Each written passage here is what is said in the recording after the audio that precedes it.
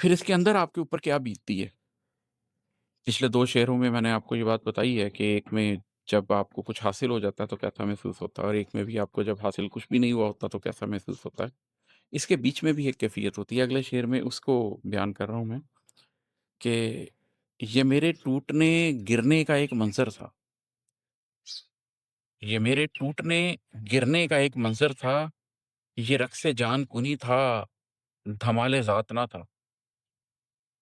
Again मैं ये बात वाज़ेह कर दूँ कि मैं उस सूफ़िया के उन सिलसिलों को बिल्कुल दुरुस्त नहीं समझता और वो हाल की उस कैफ़ियत में चले जाना और आपके ज़ाहिर में ऐसे शुरू हो जाना कि आप धमाल डाल रहे हैं, मैं उसको बिल्कुल ठीक नहीं समझता। ये मेटाफ़ोरिकली मैं बयान कर रहा हूँ कि बहरहाल आपकी ज़ात के अंदर एक वजद की कैफ़ियत तो आती है ना, तो उस पे मैं बयान कर रहा हूँ कि ये जो आपको मेरे अंदर एक वजद की कैफ़ियत कभी नज़र आए, अगर कोई मेरे बातों को समझने की कोशिश करे, मुझे तन्हाई में देखे या मैं अपने आप को खुद भी देखूँ, तो वो जो एक वजद की कैफ़ियत नज़र आती है, वो जो एक हुज़ूरी की कैफ़ियत नज़र आती है, वो कोई धमाल ज़ात नहीं होता।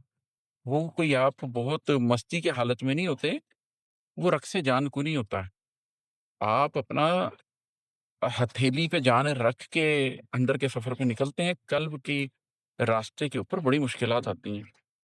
तो वो तो आपके टूटने गिरने का एक मंज़र होता है, आप अंदर ही अंदर टूट रहे होते हैं, रीसा-रीसा हो रहे होते हैं, आप अंदर ही अंदर गिर रहे होते हैं, फिर खुद को इकट्ठा करके दोबारा खड़े होने की कोशिश कर रहे होते हैं, अपने आप को सँभालने की कोशिश कर रहे होते हैं।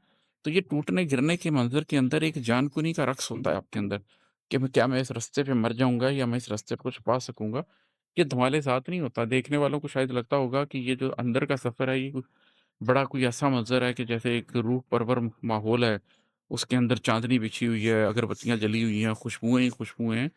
ज़ात का सफ़र ऐसे नहीं होता। ज़ात के सफ़र के अंदर तारीकी होती है, ज़ात के सफ़र के अंदर मुश्किलात होती हैं, ज़ात के अंदर के सफ़र आप सफ़र के अंदर आप लहूलुहान होते हैं।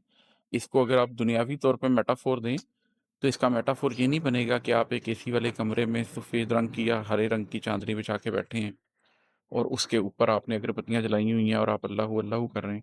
बल्कि इसका मेटाफ़ोर ये होगा कि आप किसी संगलाख पहाड़ी इलाके में भूखे-प्यासे बगैर किसी मदद के चले जा रहे हैं और आपको नहीं पता कि मंज़िल कितनी दूर है। तो ये मेरे टूटने गिरने का एक मंज़र था। ये रक़्स जान कुनी था, धमाल ज़ात ना था और है कि मलाल व हुज़्न में तफ़रीक हम समझते हैं। मलाल व हुज़्न में तफ़रीक हम समझते हैं, था सबका दर्द मुक़द्दम ख़याल ज़ात ना था। मलाल व हुज़्न में तफ़रीक हम समझते हैं, था सबका दर्द मुक़द्दम ख़याल ज़ात ना था।